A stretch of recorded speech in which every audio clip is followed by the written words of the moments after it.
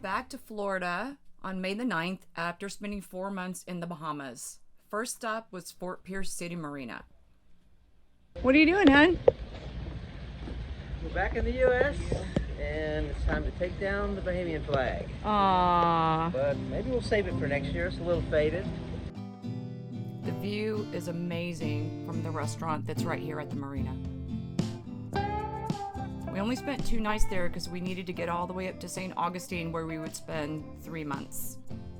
Stopped in a couple places, Titusville, Daytona Beach. We hung out with our cruising friends that we met in the Bahamas. We met up with Ethan, our fellow cruiser, and Luke and Leia, who will be joining us on our next trip to the Bahamas. And Rocky got to see his first turtle. So the thing you notice going up the ICW is how many boats are run aground and on the shore from, I guess, various storms. This one's in somebody's front yard right here. I don't know if anybody ever cleans them up.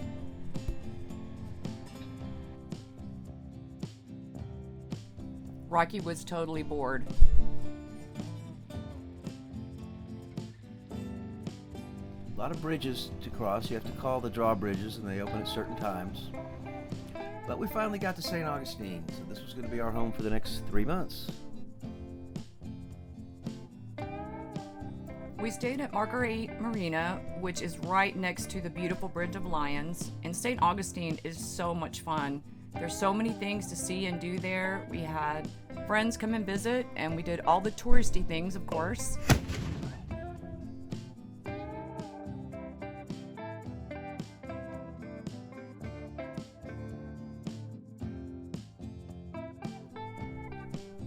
There's Silva, trying to feed another wild animal. And all the architecture in the city is just amazing.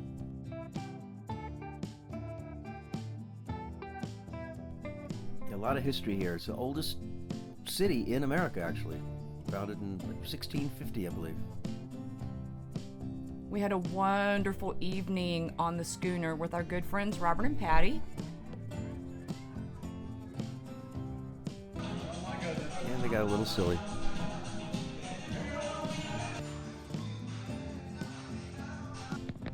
Fourth of July was incredible.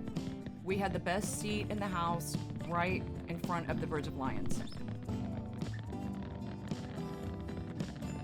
Met up with some friends from Kima and also our friend Ethan and then some other cruising friends from Kima. And the lighthouse was so beautiful. You made it. Made it.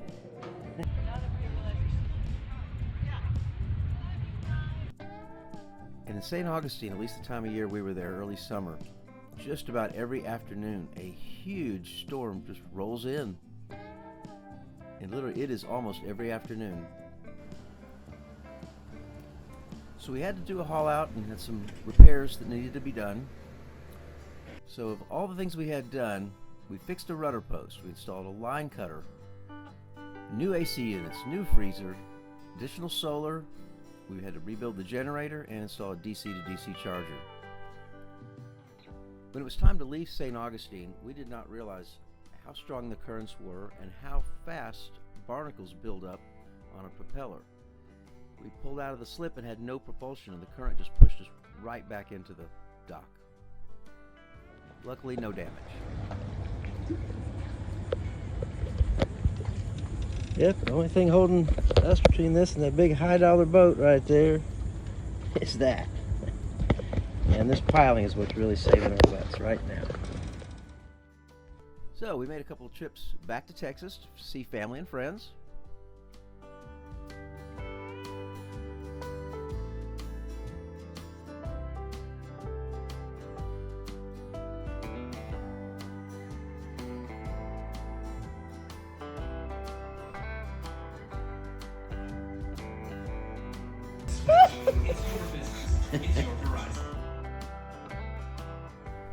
And a great reunion with all the gang at the Kima Boardwalk Marina.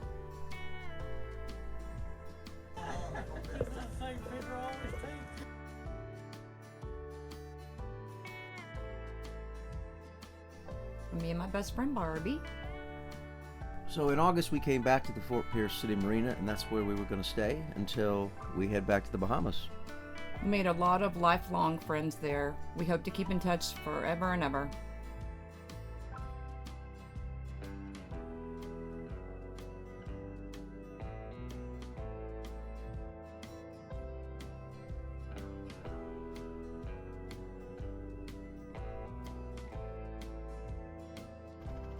Even Santa dropped by for a visit.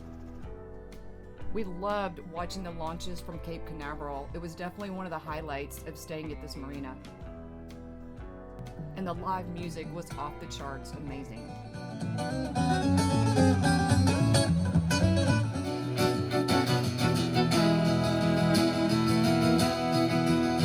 I think some of the best talent I've seen playing at just little restaurants and bars.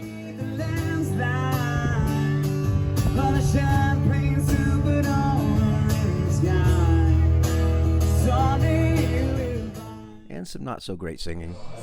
Walking down the hall, faster than a cannonball. Okay, so that was how we spent our summer and fall vacation. So, what did we learn? We learned 3 things. Number 1, unless you know somebody or have some sort of connection, you cannot stay at a marina in Florida and the areas that we try to go to for more than 3 months. You can, after 3 months, go out and then come back after a certain amount of time, and then you can get 3 more months. So that is why we had to kind of move around. Yeah, they're geared toward transients. They're moving more and more toward less full-timers, less liveaboards, and more transients. They just make more money that way.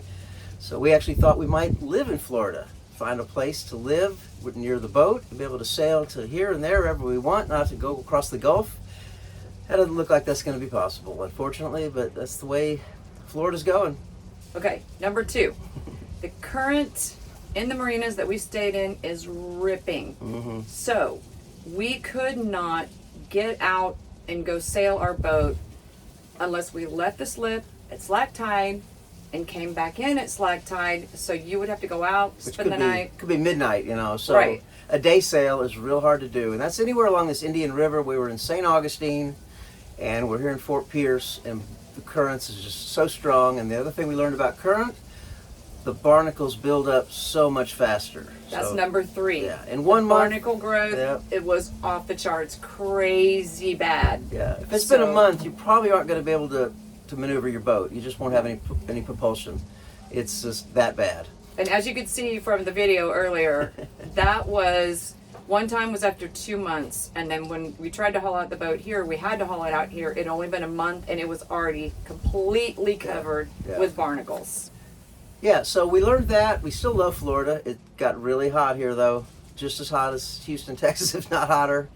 But we're heading out to the Bahamas, and we're going to start a whole new set of adventures. So stay tuned. We'll be doing lots of videos. See you soon.